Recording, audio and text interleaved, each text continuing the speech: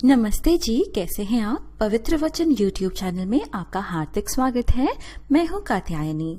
दोस्तों, पितृपक्ष शुरू हो गए हैं और पितृपक्ष में 4 ऐसी कथाएं हैं जो कि पौराणिक है, लोकप्रिय है, साथ ही प्रचलित भी, जिन्हें सुनने से कहा जाता है कि पितरों को मोक्ष मिलती है, साथ ही हम मनुष्यों को सुख, शांति और समृद्धि प्राप्त होती है। इस वीडियो में मैं वही 4 कथाएं लेकर आई हूँ।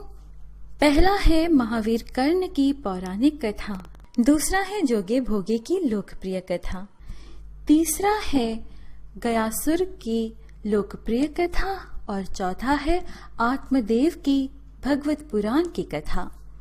तो चलिए वीडियो स्टार्ट करते हैं। लेकिन वीडियो स्टार्ट करने से पहले मेरी आपसे एक विनती है, यदि आपको ये वीडियो सार्थक लगे, ये कथाएं पसंद आए, तो प्लीज इस वीडियो को लाइक कीजिएगा और इस वीडियो को शेयर कीजिएगा। ये मेरी आपसे विनम्र विनती है। पितृपक्ष की जो पहली कथा हम सुनेंगे वह है महाभारत के महादानवीर शूर कर्ण का। कहा जाता है कि सर्वप्रथम श्राद्ध करने की शुरुआत महावीर कर्ण ने ही की थी। कथा इस प्रकार है। महाभारत काल के सबसे बड़े दानवीरों में कर्ण का नाम सर्वोपरि था। हिंदुओं के धार्मिक ग्रंथ महाभारत के अनुसार महावीर कर्ण हर रोज गरीबों और जरूरतमंदों को स्वर्ण व कीमती चीजों का दान किया करते थे। लेकिन महाभारत के युद्ध के दौरान जब उनकी मृत्यु हुई तो वे स्वर्ग पहुंचे। वहां जब भोजन का समय हुआ तो भोजन के रूप में उन्हें हीरे, मोती, स्वर्ण, मुद्राएं व रत्न आदि खाने के लिए परोसे गए।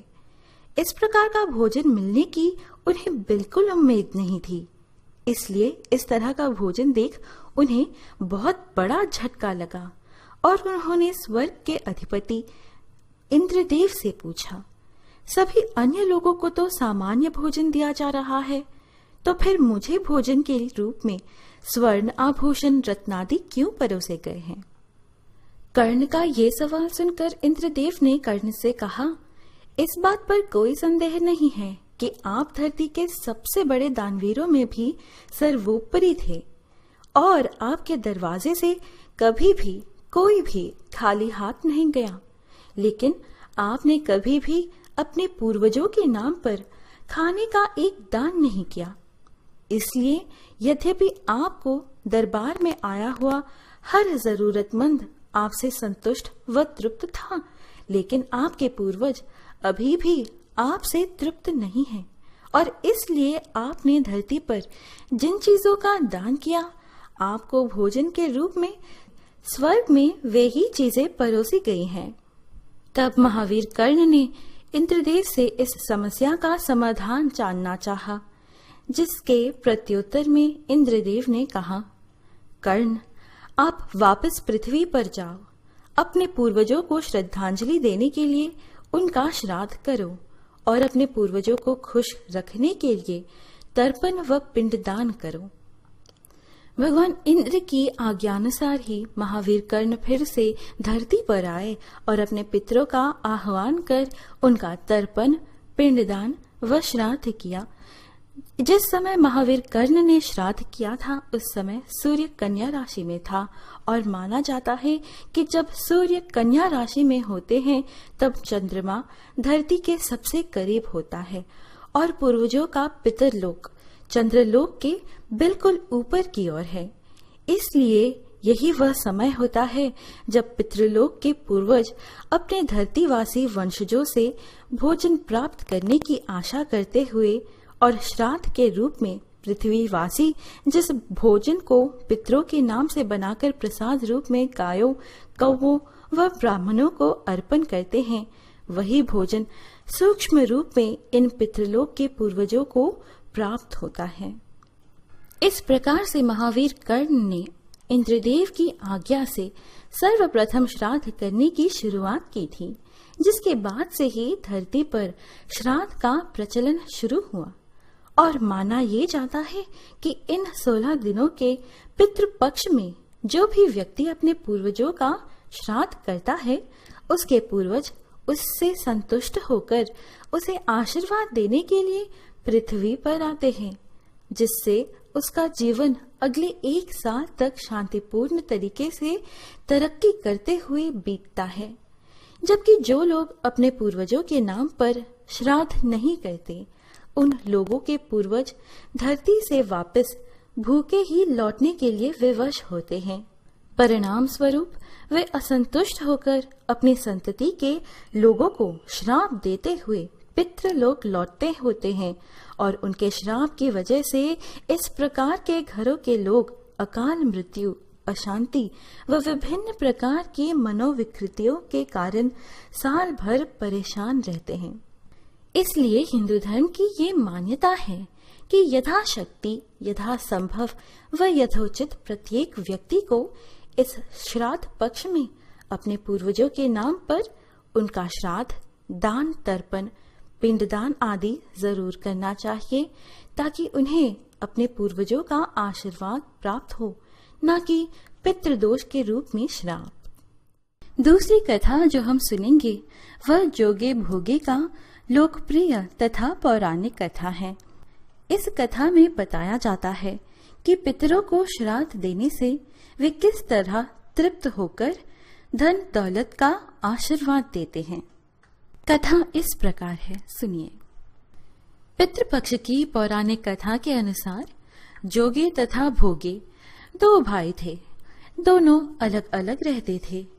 जोगे धनी था और भोगे निर्धन। दोनों में परस्पर बड़ा प्रेम था। जोगी की पत्नी को धन का अभिमान था, किंतु भोगे की पत्नी बड़ी सरल हृदय थी। पितृपक्ष आने पर जोगी की पत्नी ने उससे पितरों का श्राद्ध करने के लिए कहा, तो जोगी इसे व्यर्थ का कार्य समझकर टालने की चेष्टा करने लगा। किंतु उसकी पत्नी समझती थी कि यदि ऐसा नहीं करेंगे तो लोग बातें बनाएंगे। फिर उसे अपने मायके वालों को दावत पर बुलाने और अपनी शान दिखाने का यह उचित अवसर लगा। अतः वह बोली, आप शायद मेरी परेशानी की वजह से ऐसे कर रहे हैं, किंतु इसमें मुझे कोई परेशानी नहीं होगी। मैं भोगे की पत्नी को बुला लूंगी, दोनों मिलकर सारा काम कर लेंगे। फिर उसने जोगी को अपने पीहर न्योते देने के लिए भेज दिया। दूसरे दिन जब उसके बुलाने पर भोगे की पत्नी सुबह सवेरे आकर काम में जुट गई, उसने रसोई तैयार की, अनेक पकवान बनाए, फिर सभी काम निपटकर अपने घर आ गई। आखिर उसे भी तो पितरों का श्राद्ध तर्पण करना था। इस अवसर पर न जोगी की पत्नी ने उसे रोका, न वह रुकी। शीघ्र ही दोपहर हो गई। पितर भूमि पर उतरे। जोगी भोगी के पितर पहले जोगी के यहाँ गए तो क्या देखते हैं कि उसके ससुराल वाले वहां भोजन पर जुटे हुए हैं। निराश होकर वे भोगे के यहाँ गए। वहां क्या था, मात्र पितरों के नाम पर अगियारी दे दी गई थी। पितरों ने उसकी राख चाटी और भूखे ही नदी के तट पर जा पहुंचे। थोड़ी देर में सारे पितर इकट्ठे हो गए और अपने अपने यहाँ के श्राद्धों की बढ़ाई करने लगे। जोगे भोगे के पितरों ने भी अपनी आप बीती सुनाई। फिर वे सोचने लगे, अगर भोगे समर्थ होता तो शायद उन्हें भूखा ना रहना पड़ता, मगर भोगे के घर में तो 2 जून की रोटी भी खाने को नहीं थी। यही सब सोचकर उन्हें भोगे पर दया आ गई। अचानक वे नाच नाच कर गाने लगे, भोगे के घर धन हो जाए, भोगे के घर धन हो जाए। सांझ होने को हुई। भोगे के बच्चों को कुछ भी खाने को नहीं मिला था। उन्होंने माँ से कहा, भूख लगी है। तब उन्हें टालने की गरज से भोगे की पत्नी ने कहा, जाओ आंगन में हौदे औंधे रखी है, उसे जाकर खोल लो और जो कुछ मिले बांट कर खा लेना। बच्चे वहां पहुंचे तो क्या देखते हैं कि हौदे मोहरे से भरी पड़ी है। वे दौड़े दौड़े माँ के पास पहुंचे और उसे सारी बातें बताईं। आंगन में आकर भोगे की पत्नी ने यह सब कुछ देखा तो वह भी हैरान रह गई। इस प्रकार भोगे भी धनी हो गया, मगर धन पाकर वह घमंडी नहीं हुआ। दूसरे साल का पितृपक्ष आया। श्राद्ध के दिन भोगे की स्त्री ने 56 प्रकार के व्यंजन बनाए। ब्राह्मणों को बुलाकर श्राद्ध किया, भोजन कराया, दक्षिणा दी। जेठ जेठानी को सोने चांदी के बर्तनों में भोजन कराया। इससे पितर बड़े प्रसन्न तथा तृप्त हुए। तीसरी कथा गयासुर राक्षस की है। कहते हैं कि इन्हीं के कारण गया बना है मोक्ष स्थल। पुराणों के अनुसार गया में एक राक्षस हुआ जिसका नाम था गयासुर। गयासुर को उसकी तपस्या के कारण वरदान मिला था कि जो भी उसे देखेगा या उसका स्पर्श करेगा उसे यमलोक नहीं जाना पड़ेगा। ऐसा व्यक्ति सीधे विष्णुलोक जाएगा। इस वरदान के कारण यमलोक सूना होने लगा। इससे परेशान होकर यमराज ने ब्रह्मा, विष्णु और शिवजी से यह कहा कि गयासुर के कारण अब पापी व्यक्ति भी वैकुंठ जाने लगे हैं, इसलिए कोई उपाय कीजिए। यमराज की स्थिति को समझते हुए ब्रह्मा जी ने गयासुर से कहा कि तुम परम पवित्र हो, इसीलिए देवता चाहते हैं कि हम आपकी पीठ पर यज्ञ करें। गयासुर इसके लिए तैयार हो गया। गयासुर के पीठ पर सभी देवता और गदा धारण कर विष्णु स्थित हो गए। लेकिन कुछ समय बाद ही गयासुर का शरीर हिलने लगा। देवताओं ने घबराकर उस पर एक विशाल शिला रख दी, लेकिन फिर भी कंपन कम नहीं हुआ। यह शिला आज प्रेत शिला कहलाता है। जब यह बात भगवान विष्णु को पता चली तो उन्होंने धर्मशिला पर एक प्रहार करने का विचार बनाया। इस बात का मालूम होने पर गयासुर ने भगवान विष्णु जी से प्रार्थना की, हे प्रभु, आप मुझे वरदान दें कि जो भी मनुष्य इस शिला पर आकर अपने पितरों का श्राद्ध और पिंडदान करेगा, वह व्यक्ति अपने पितरों के साथ मोक्ष का अधिकारी होगा। गयासुर के इस समर्पण से भगवान विष्णु जी ने वरदान दिया कि अब से यह स्थान जहाँ तुम्हारे शरीर पर यज्ञ हुआ है वह गया के नाम से जाना जाएगा। यहाँ पर पिंडदान और श्राद्ध करने वालों को, पुण्य और पिंडदान प्राप्त करने वालों को मुक्ति मिल जाएगी। यहाँ आकर आत्मा को भटकना नहीं पड़ेगा। चौथी कथा जो हम सुनेंगे वह है आत्मदेव की कथा। यह कथा हमें बताती है कि पितृपक्ष में श्रीमद् भागवत के पठन से पितरों को मोक्ष की प्राप्ति होती है। कथा इस प्रकार है। आत्मदेव ब्राह्मण अत्यंत ज्ञानी थे और उनकी पत्नी भी अत्यंत रूपवती थी, किंतु उनके मन में अथाह पीड़ा थी। वे स्वयं तो संतानहीन थे ही, उनके यहाँ की गाय भी बांझ थी। वे कोई पौधा रोपते तो उसमें भी फल फूल आदि नहीं लगते। इसी पीड़ा को लेकर आत्मदेव ब्राह्मण किसी तरह अपना जीवन व्यतीत कर रहे थे, पर जब अंतस की पीड़ा असह्य हो गई तो एक दिन उन्होंने अपने प्राण त्याग देने की ठानी और पहुंच गए सरोवर के तट पर। वहां उनकी मुलाकात एक सन्यासी से हुई। सन्यासी को उस पर दया आ गई। सन्यासी ने अपने तपोबल से उसके ललाट को देखा। उन्होंने आत्मदेव को बताया कि उसे तो 7 जन्मों तक संतान सुख नहीं मिलने वाला। आत्मदेव अनुनय करने लगे तो सन्यासी ने उन्हें एक फल दिया। उन्होंने आत्मदेव से कहा कि वह फल को लेकर अपनी पत्नी को खिला दे, उसे अवश्य संतान होगी।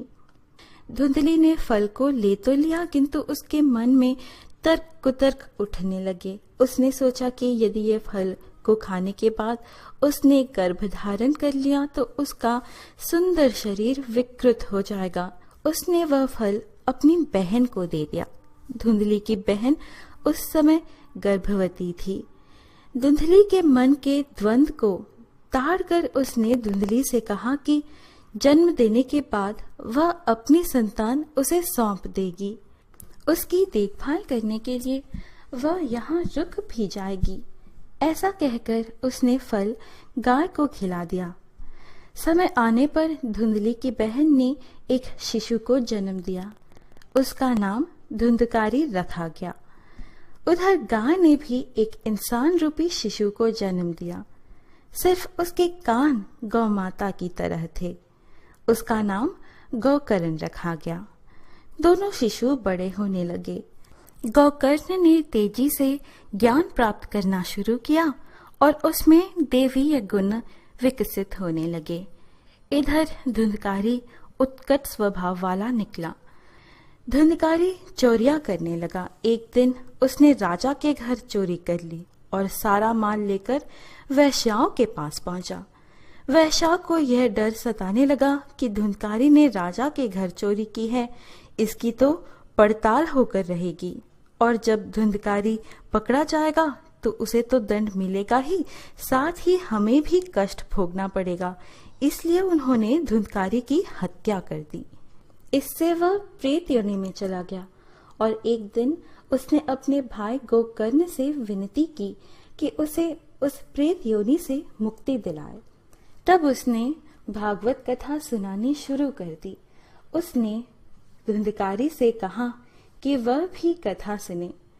7 दिन बाद जब कथा पूर्ण हुई तो धुंधकारी को प्रेत योनि से मुक्ति मिल गई।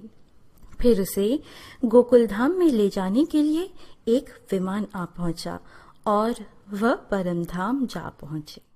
दोस्तों, आपने ये वीडियो एंड तक देखा, इसलिए आपका बहुत बहुत बहुत धन्यवाद। ये वीडियो आपको अच्छी लगे तो प्लीज लाइक, शेयर और कमेंट करना ना भूलें। साथ ही जाते जाते सब्सक्राइब कर लीजिए। अक्सर लोग भूल जाते हैं। और साथ ही सब्सक्राइब बटन के बगल में ही नोटिफिकेशन बेल दिखेगी, उसे ऑन कर लीजिएगा ताकि हमारे सभी लेटेस्ट वीडियोस की पहली खबर आपको पहुंचे। तो दोस्तों, फिर मिलते हैं अगली वीडियो में। स्वस्थ